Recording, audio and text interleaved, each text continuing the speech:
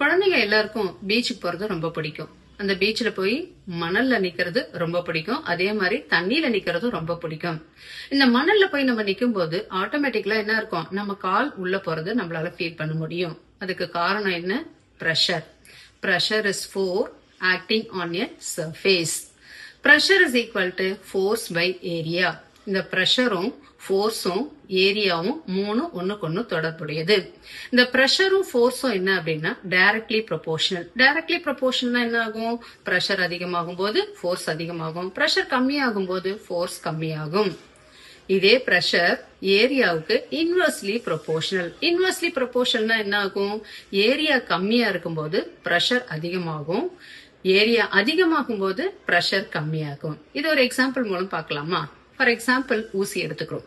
அந்த ஊசியோட டிப் எப்படி இருக்கும்? சர்ஃபேஸ் ஏரியா ரொம்ப கம்மியா இருக்கும், ஆனா ஷார்ப்பா இருக்கும். அதை என்ன பண்றோம்? ஒரு பொருளை நம்ம குத்தும் போது என்ன ஆகும்? நம்ம மோர் பிரஷர், அதிகமான பிரஷர் கொடுத்து உள்ள அனுப்ப வேண்டியதா இருக்கு. அப்ப என்ன ஆகும்? சர்ஃபேஸ் ஏரியா கம்மி, பிரஷர் அதிகம்.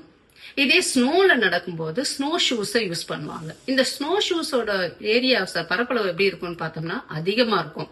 ஏன்னா என்ன ஆகுது? அது உள்ள போகாது. அப்ப ஏரியா அதிகம், பிரஷர் கம்மி.